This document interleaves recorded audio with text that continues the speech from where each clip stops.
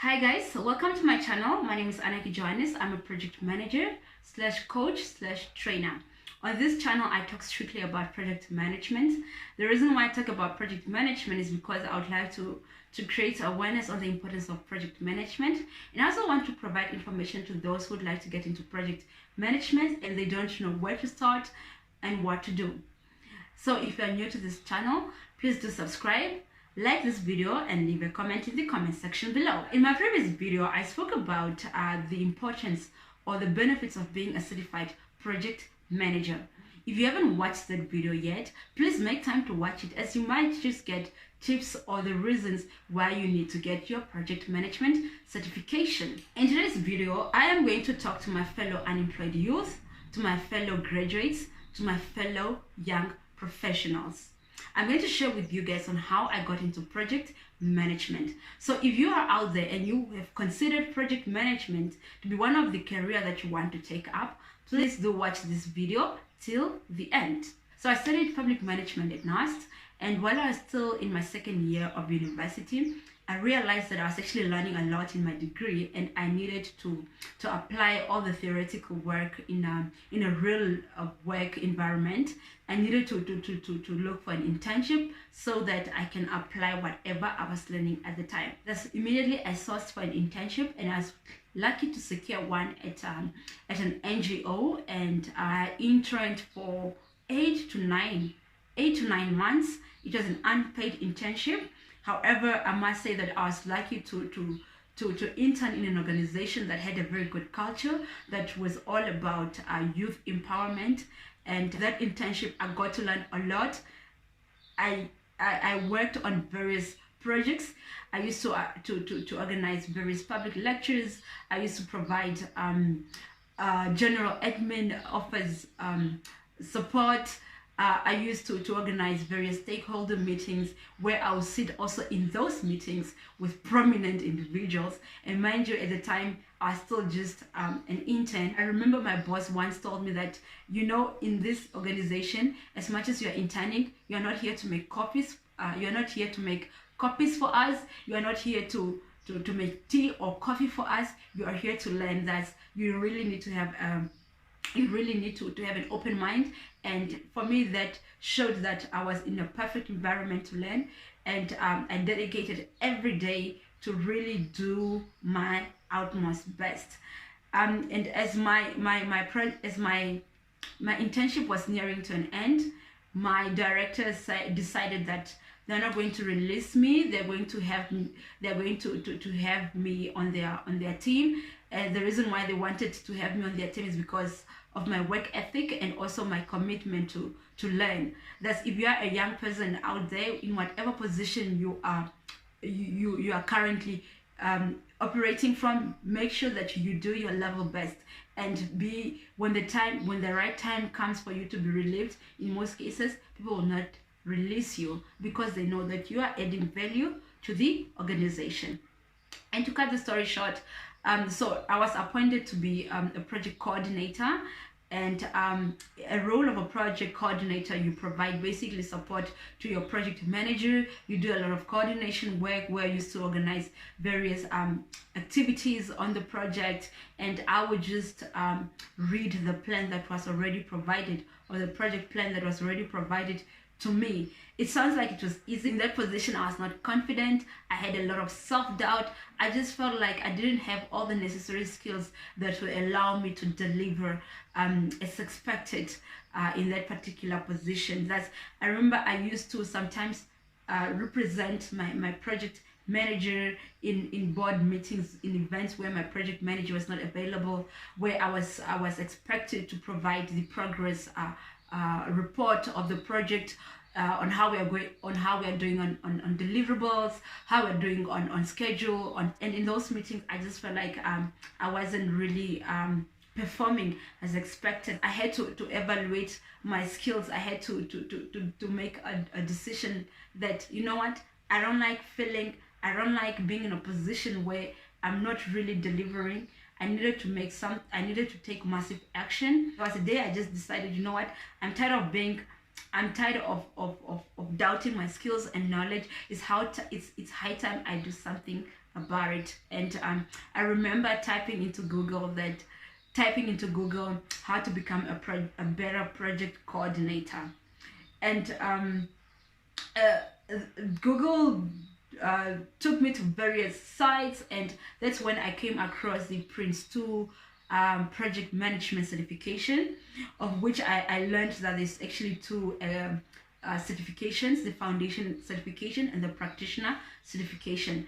The foundation certification is more for junior staff, or for individuals that are just getting their path, that are just getting their foot into project management. I felt like this was actually the right information that I was looking for, and I enrolled for the Prince2 Foundation certification. And while I was still consulting as a project coordinator, and I learned so much through these studies. I was able now to really understand the environment in which I was working in. I was able to understand how I needed to engage my stakeholders, what kind of tools I needed to use. I was able to understand that this is how communication should be done on a project. This is how you work in a team, for example. Things started making sense to me after I'd enrolled for this foundation certification. And even my project management language improved. I was able to understand in meetings when they're talking about things like deliverables, when they're talking about schedules, various kinds of tools. It was just becoming easy and easier for me every day. And as a result, also my confidence also improved. So, and as soon as I obtained my Prince2 certification, I was lucky to also get gigs on projects, like to work for various organizations. So there were times I would consult on, like, I think there was a time I used to consult like on 3 various projects for various organizations at the same time. And it was a little bit easy to execute because now I understood this whole project management thing that they talk about. I could have not been where I was had I not interned for that period of time, and also just to enroll for this certification. Moving on, now this, unfortunately, this organization had to take a step back due to the economic situation, and as consultants were relieved or were released, and also the gigs I was working on at the time also came to an end. Thus, I was left to be unemployed. So I think I stayed, I was unemployed almost for a month, and at the time I was just sending applications to various organizations, like employment, seeking for employment, etc., of which they didn't respond. Like, I would apply for jobs in newspapers, people weren't responding. And already I was also now happy being a certified foundation or whatever staff. I felt like I needed now to take up the Prince2 practitioner exam. As much as I was not employed, I just felt like I needed to continue this whole project management thing. And so I decided one day that I'm tired of sitting at home, and sitting at home is not my thing. I'm not about this life. I'm a go-getter, and I'm at a stage in my career where I needed to learn as much as I can or as I could. Thus, I started sending emails to various organizations again, but then this time around I was telling them that, you know what, I'm willing to volunteer for you guys. But I specified in my email that if I'm volunteering for you guys, I want to head a project. I want to be responsible for implementing a project from start to end. And from all those emails, I think I've sent to between 30 and 35, only one of them responded. And it was also an NGO. And this NGO said, it's okay, you can come on board. We have a project for you. However, this project has this kind of challenges. Are you willing to take up this challenge? We signed the contract.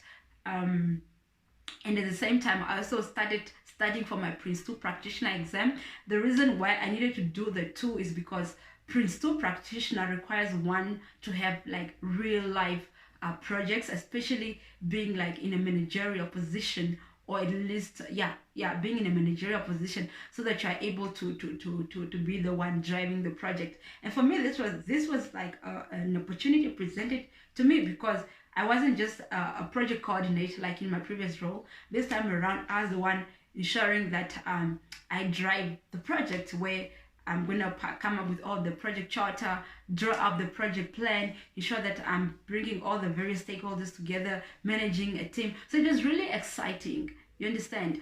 And so this project was being implemented between this institution or this organization together with the Ministry of Health.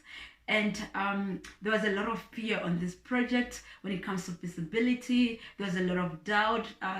There were no funds. It was a little bit hectic to see if it is possible to get a team that is going to volunteer like I did. That's as a project manager, I was given the task to make sure that I bring the steering committee that was going to provide support to me, and and I was also responsible to ensure that I recruit the team that is going to work with me.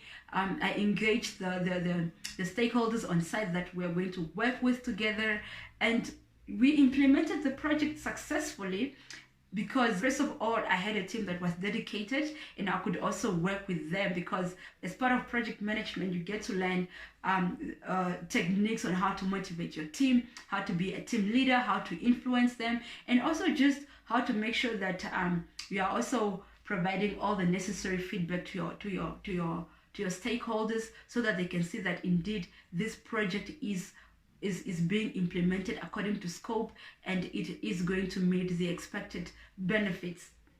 So to cut the story short, when I was ready to take the exam, I took up the exam and I got certified. I passed my exam and I got certified as a Prince2 practitioner. Now, what that meant is that I was able now to implement projects from start to finish, and it also just boosted my confidence, and it also brought so much credibility to my profile as a young professional. So I decided that I'm no longer going to be an independent consultant. I decided to open my a project management firm, which is called Prince2 Project Management Consulting.